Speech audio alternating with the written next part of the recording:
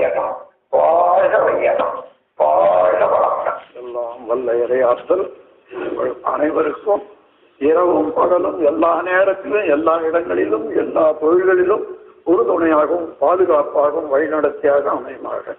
வாழ்க வளமுடன்.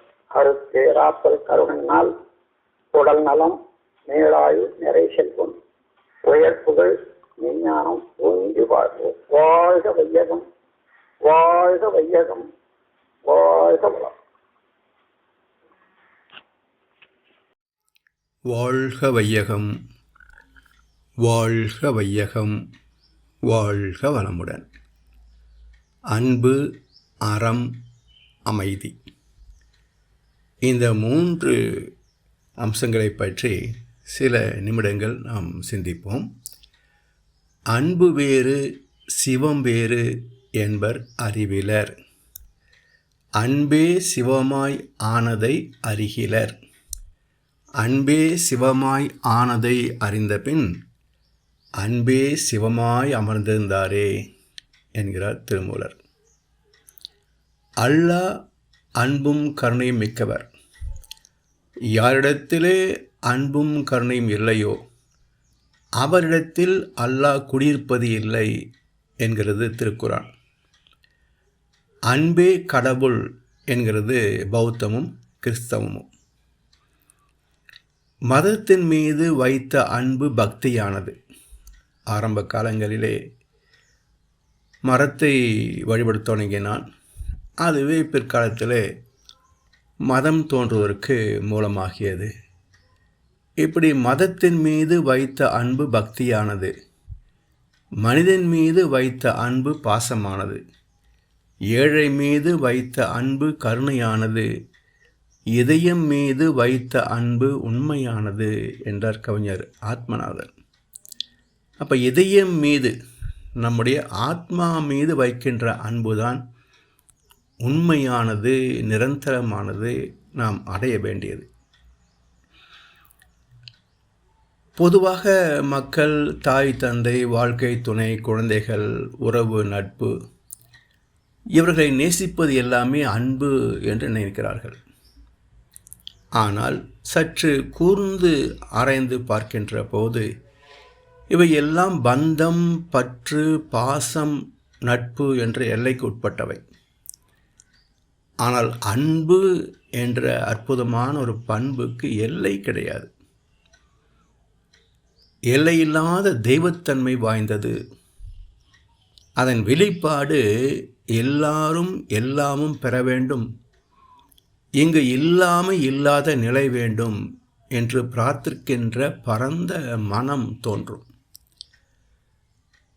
எல்லையில்லாத இறைவெளிக்குள் இந்த உலகம் இயங்கிக் கொண்டிருக்கிறது. சூரியனை விட்டு விலக முடியாதபடி பூமியை ஈர்த்து பிடிக்கின்ற இறை அன்பு இல்லை என்றால் ஜீவன்களின் வாழ்வு சாத்தியமே இல்லை.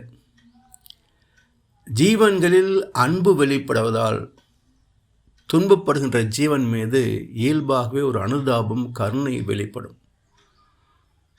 அதன் முதல் விளைவு கண்களிலே நீர் கோர்க்கும்.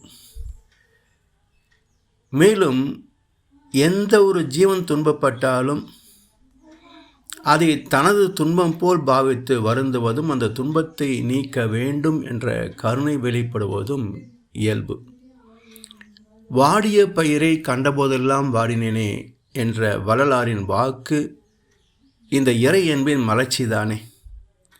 அன்பிலார் எல்லாம் தமக்குரியர், அன்புடையார் என்பும் உரியர் பிறர்க்கு என்கிறார் வள்ளுவ பெருந்தகை. மக்களுக்கு பொருள் தொடர்பும் உறவினர் தொடர்பும் இன்றி வாழ்வு சிறக்காது. அன்பு இல்லாவிட்டால் மற்றவர் உணர்வையும் தேவைகளையும் மதிக்கின்ற பண்பு இருக்காது.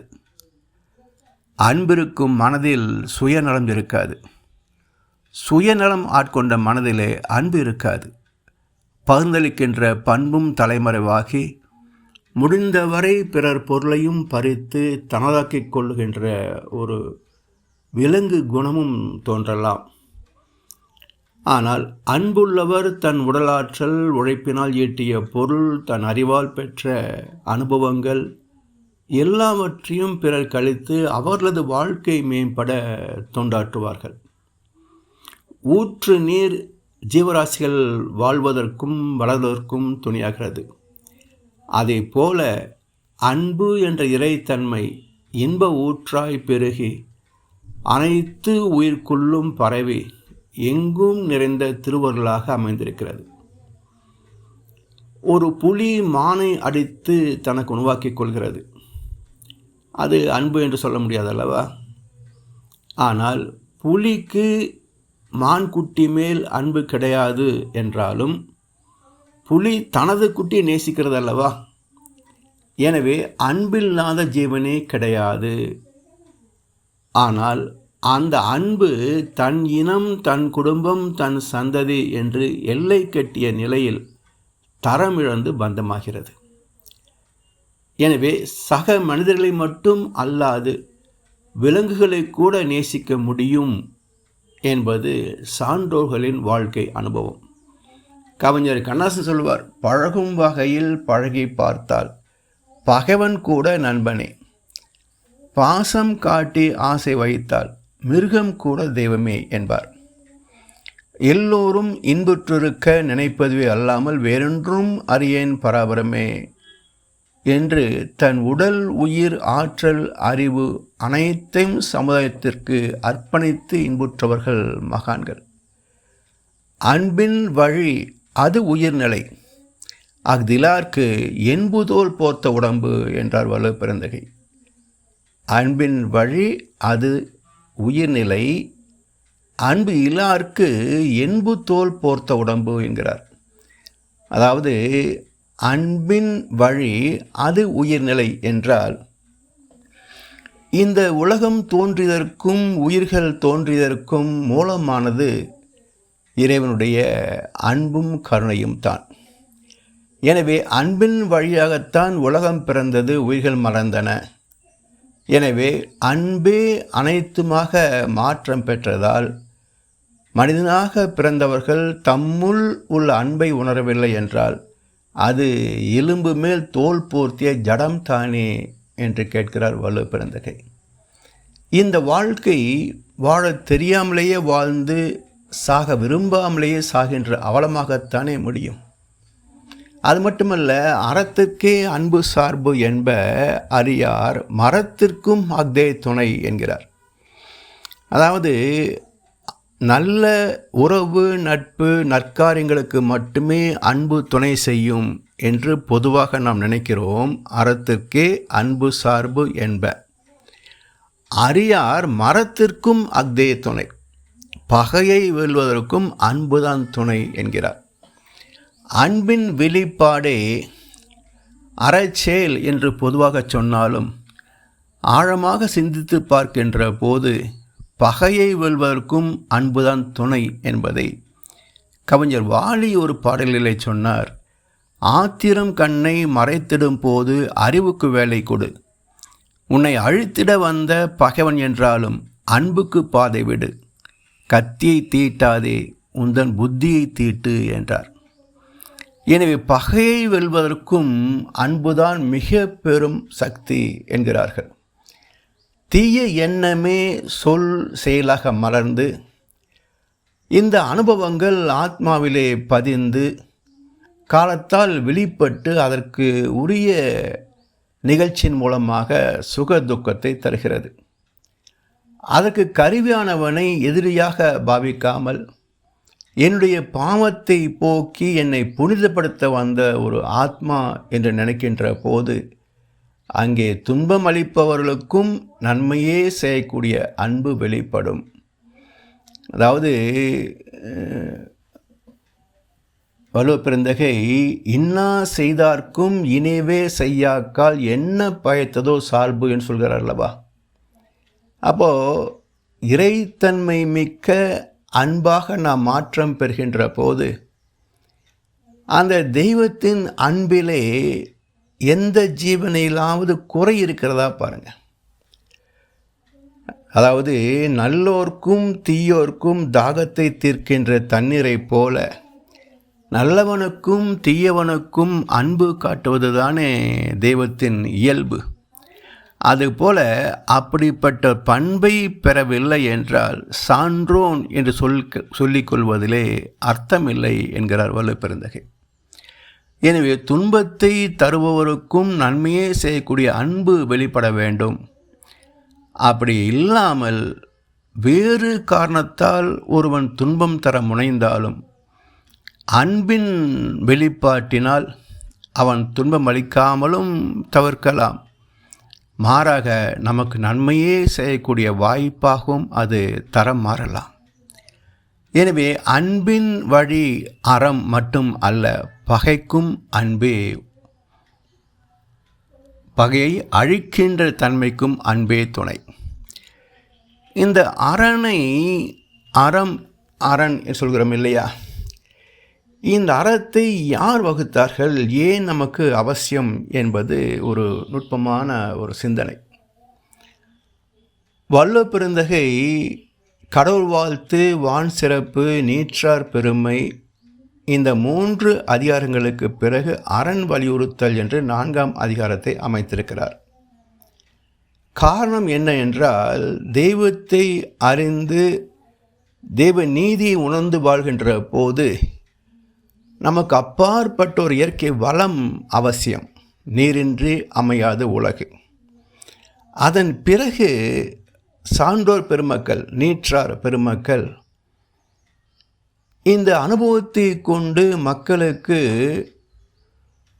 அறத்தோடு வாழக்கூடிய வாழ்க்கை நெறிகளை வகுத்து தானும் வாழ்ந்து காட்டி அவற்றை போதிப்பார்கள். அறிவில் அறிவாய் நிலைத்தோர், அறம் வகுத்தோர், அதை வாழ்ந்து காட்டினோர் நினைவு கூறுவோம் என்றார் மகர்ஷி அவர்களும். இந்த அறம் என்பது என்ன, எப்போது தோன்றியது என்ற ஒரு கேள்விக்கு விடையாக மகர்ஷி தருகின்ற கருத்து என்ன என்றால், பிற உயிர் படுகின்ற சுக துக்க உணர்வுகளை கூர்ந்து அறிவால் ஆராய்ந்து அந்த துன்பத்தை நீக்குவதற்கு அறிவு எழுச்சி பெற்ற முதல் நாள் உலகில் அறம் தோன்றியது.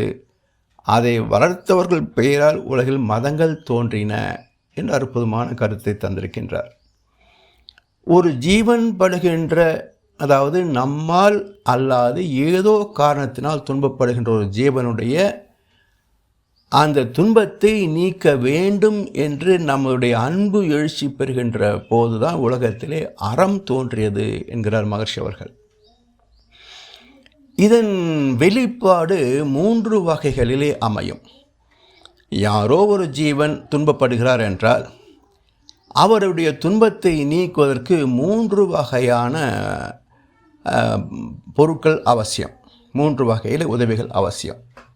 அதாவது பசியிலே வாடுகின்ற ஒரு ஜீவனுக்கு உணவை தந்து உதவி செய்யலாம். நோயினால் வாடுகின்ற ஒரு ஜீவனுக்கு மருத்துவமனைக்கு கூட போக முடியாத உடல்நிலை இருக்கின்ற போது ஒரு கைத்தாங்களாக அழைத்து போய் மருத்துவமனையில் சேர்க்கின்ற போது உழைப்பினால் செய்கின்ற உதவி.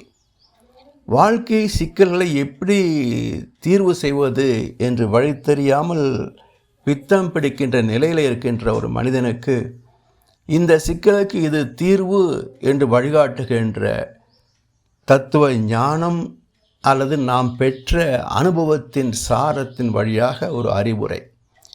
இப்படி பொருளால், உழைப்பால், அனுபவத்தின் அறிவுரையால் 3 வகையிலையும் ஒரு ஜீவனின் துன்பத்தை நீக்க முடியும்.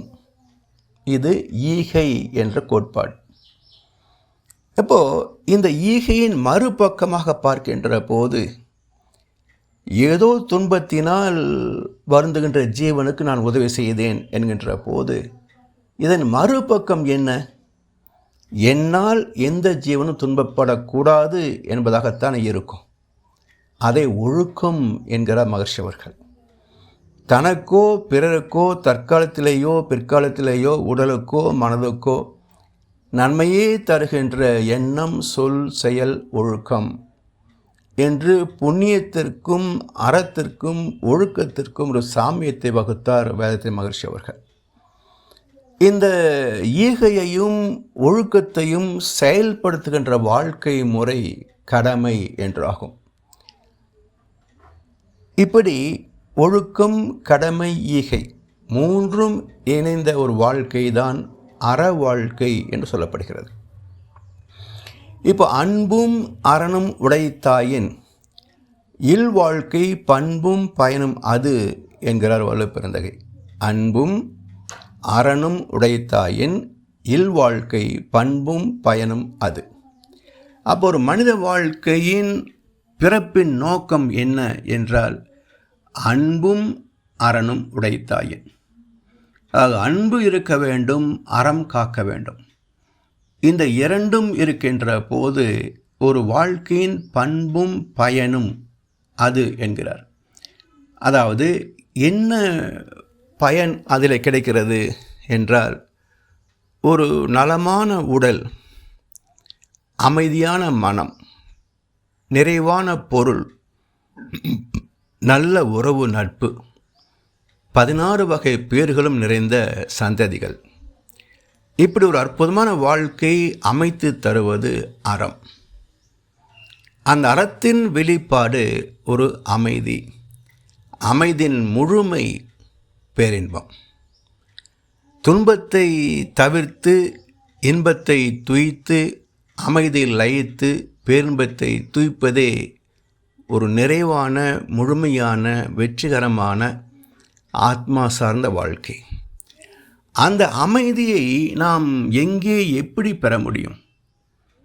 அது இருந்த இடம் எங்கே, போன இடம் எங்கே, தொலைந்த இடம் எங்கே என்ற ஒரு சிறு ஆராய்ச்சி தேவை. இப்போது மகர்ஷி ஒரு அருமையான ஒரு கதையை சொன்னார்கள். ஒரு தெருவிளக்கின் அடியிலே ஒரு பாட்டி எதையோ தேடிக்கொண்டிருந்தார். அந்த வழியாக போன ஒரு பயணி பாட்டிக்கு உதவி செய்யலாமே என்று, பாட்டி என்ன தொலைச்சிங்க என்று கேட்கின்ற போது அவர் ஒரு பொருளை சொன்னார். எங்கே தொலைத்தாக நினைவிருக்கிறதா என்று கேட்டபோது பாட்டி தெளிவாக சொன்னார்கள், அதோ அங்கே குடிசை தெரியுது இல்லையா, அங்கே தான் போட்டேன்ப்பா என்கிறார். என்ன பாட்டி நீங்கள் அங்கே குடிசையில் தொலைச்சிட்டு இங்கே வந்து தேடினா எப்படி கிடைக்கும் என்றார். பாட்டி அவரை சற்றே ஏளனமாக பார்த்துவிட்டு, அங்கே குடிசையில் விளக்கும் இல்லை, வெளிச்சம் இல்லை, இருட்டில் தானே கிடைக்குமா, அதனால தான் நான் இங்கே வெளிச்சத்தில் தேடிக்கிட்டு இருக்கேன் என்றார். இப்போது இருவரின் கருத்துகளிலேயும் பாதி பாதி சரியே. எங்கே தொலைத்தோமோ அங்கே தேடினால்தான் கிடைக்கும். இருட்டில் தேடினால் கிடைக்காது, வெளிச்சத்தில் தேடினால் தான் கிடைக்கும். இப்போது நாம் தொலைத்த பொருள் எங்கே, தொலைத்த இடம் எங்கே, தேடுகின்ற இடம் எங்கே? தொலைத்த பொருள் ஒரு அமைதியான, நிம்மதியான வாழ்க்கை. தேடுகின்ற இடம், கோவிலில் அமைதி தேடி போகிறோம், மலைவாச ஸ்தலங்களுக்கு அமைதி தேடி போகிறோம். இன்னும் பல பேர் மதுவருந்தி தன்னை மறந்து அமைதி கிட்டியதாக அங்கே போய் விழுகிறார்கள். இப்படி புறத்தே தேடிய அமைதியை பெற்றவர்கள் எத்தனை பேர் என்று தேடுகின்ற போது ஒரு தற்காலிகமான அமைதி கிட்டிருக்குமே தவிர அது நிரந்தரமாக தன் வசப்பட்டதா என்று கேட்கின்ற போது இல்லை என்பதே பதிலாக கிடைக்கிறது. என்றால் இந்த அமைதியை, நிம்மதியை நம்மிடத்தில் நிரந்தரமாக தக்க வைப்பதற்கான வழிவகை என்ன என்று ஆராய்கின்ற போதுதான் நம்மில் தொலைத்த அமைதியை நமக்குள்ளேயே தான் தேடி கண்டெடுக்க வேண்டும். தொலைத்த இடம் மனதிற்குள்ளே, மனம் இருப்பது எனக்குள்ளே. அப்போ மனம் தொலைத்த அமைதியை மனமே தான் தனக்குள்ளேயே தான் தேடியாக வேண்டும். சரி, இதை தேடி கண்டெடுப்பதற்கான விளக்கு எது? எந்த விளக்கு நமக்கு துணை செய்யும் என்றால், எல்லா விளக்கும் விளக்கு அல்ல, சான்றோர்க்கு பொய்யா விளக்கே விளக்கு என்றார் வள்ளுவப்பெருந்தகை. இங்கே நமக்குள்ளே தொலைத்த அமைதியை தேடி கண்டெடுப்பதற்கு டியூப்லைட்டு, மெர்க்குரி லைட்டு, எல்இடி அந்த இது எத்தனையோ விளக்குகள் வைத்திருக்கிறோமே, இதெல்லாம் பயனாகாது. எல்லா விளக்கும் விளக்கு அல்ல, பொய்யா விளக்கே விளக்கு. அப்போ எந்த விளக்கு நமக்கு வழிகாட்டும் என்றால், துன்பத்தை நீக்குகின்ற விளக்கை நமக்கு வழிகாட்ட முடியும். அப்படிப்பட்ட விளக்கு எது என்றால் அறிவு சுடர். அருட்பெருஞ்சோதி தனிப்பெரும் கருணை என்ற வள்ளல் பெருந்தகை, அந்த அருட்பெருஞ்சோதியான அறிவு தான் நமக்கு மிகச்சிறந்த விளக்கு. அந்த அறிவின் வெளிச்சத்தில் அமைதியை தேடினால் கண்டடையலாம். அதற்கான வழிவகை தான் தவமும் தத்துவ விளக்கங்களும் என்று பல மகான்கள் போதித்திருந்தாலும், வேதாத்திரி மகரிஷி அவர்கள் தந்திருக்கின்ற அற்புதமான சிறப்பு என்ன என்றால், இது ஒரு பயிற்சி முறையோடு இணைந்த ஒரு ஆன்மீகம். உடலுக்கு ஒரு பயிற்சி, உயிருக்கு ஒரு பயிற்சி, மனதுக்கு ஒரு பயிற்சி, நன்று தீது தேர்ந்தெடுத்து நன்றின்பால் உய்ப்பது அறிவு என்று வாழ்வதற்கான ஒரு பயிற்சி. இப்படி 4 வகை பயிற்சிகள் மூலம் ஒரு நிம்மதியான, நிறைவான, அமைதியான வாழ்க்கைக்கு வழிகாட்டுகின்றார் மகரிஷி அவர்கள். வாழ்ந்து பார்ப்போமே. வாழ்க வளமுடன்.